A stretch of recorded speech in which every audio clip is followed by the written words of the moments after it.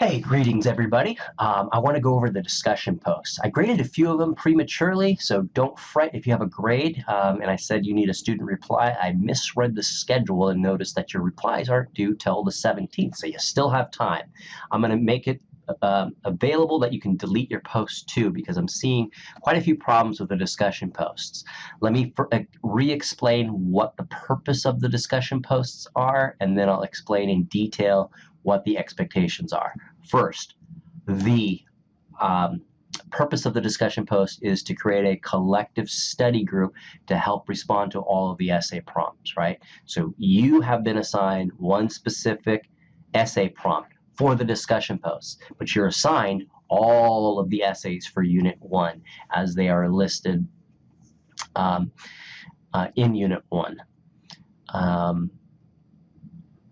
But we're using the discussion posts so each student can isolate on a particular essay prompt to find an example and then explain how that example helps respond to the essay prompt. What I'm seeing from a lot of students is that they are posting, some students are posting, I found a secondary source from this website. No, you're only supposed to provide examples of secondary sources from the assigned reading, the course content. So no outside sources. But then some students who are even using the course content, the assigned course content, which is great, they're just saying, I found an example to help respond to this essay prompt, and it helped me a lot respond to the essay. And that's it. There's no explanation of how. So you have to explain how it will. So one, it helps get the ball rolling in your own head of how you use examples to respond to an essay prompt. And two, it helps other students go, oh, okay, I could use that when if I happen to get assigned that during the exam.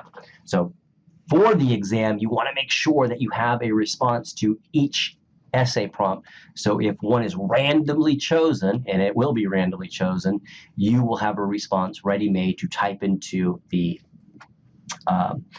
box there for you. Okay, so let's go. First step is to go to Unit 1 and to find out what you've been assigned, right? So we're going to, under Week 4, where there's Week 1 discussion. Excellent, right? Your assigned essay prompt. Click Launch. And if I was a student in this class, I would have been assigned Essay 3. Discuss the interrelationship between a successful cash crop, cheap labor, and cheap land in British America.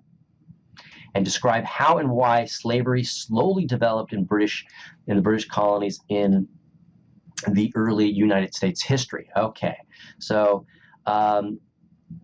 there's really two parts to this essay prompt. One, explaining the interrelationship between these three components right here.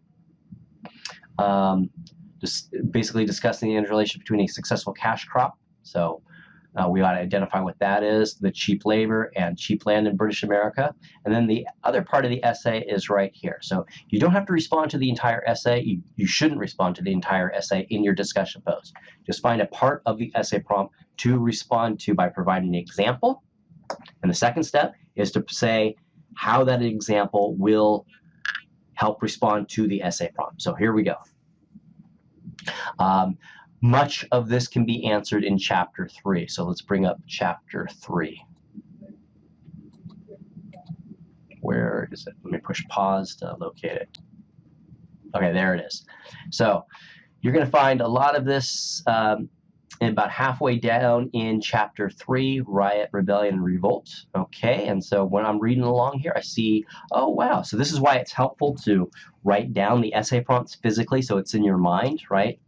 In order for Virginia's plan, so I'm reading along as a student, and I come across this paragraph right here. In order for Virginia's plantation system to develop, three things were necessary. I wonder what those three things were. Successful cash crop, free land, and cheap labor. Whoa, that looks familiar. That almost looks like it's coming straight from this essay prompt right here.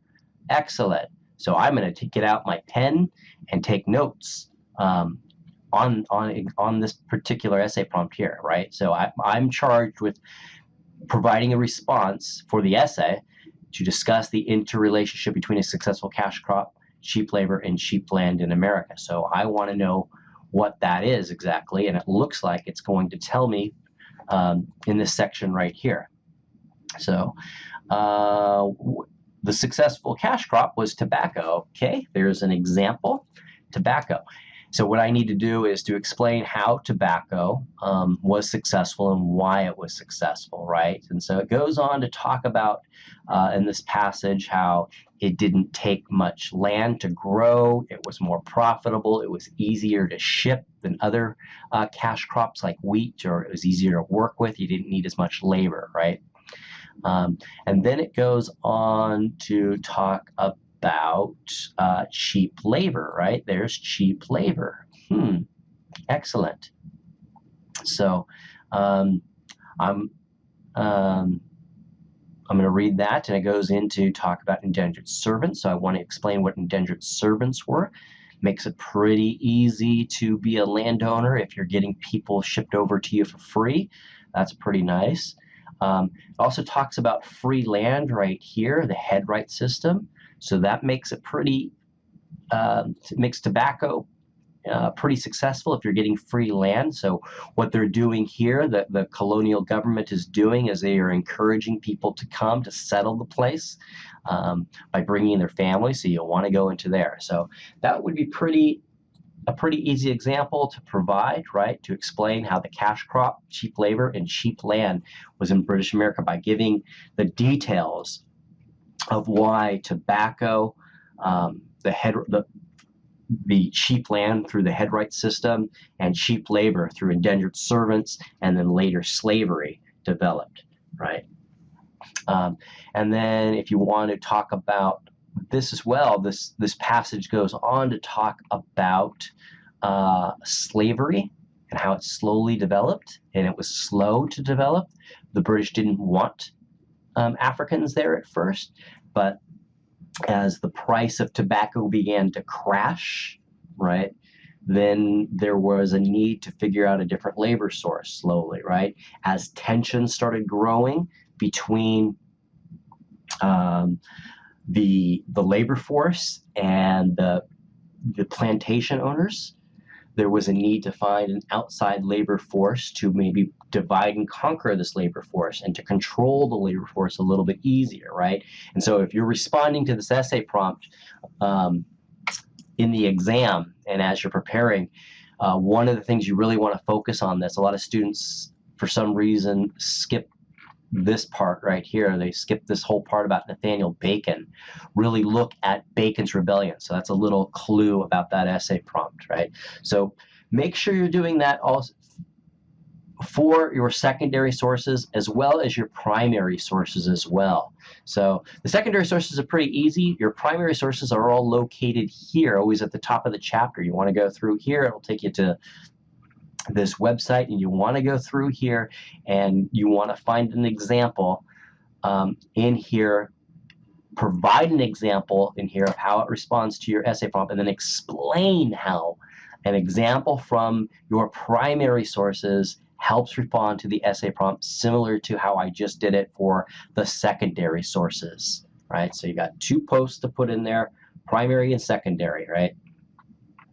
The primary takes a little bit more analysis on your part. This is where your critical thinking skills will be utilized and practiced, right? And so critical thinking skills come from practice, right? So you go through here, find an example of one of these letters, a map, right? One of these narratives that are in here of explaining whatever essay prompt you were assigned for the discussion prompt.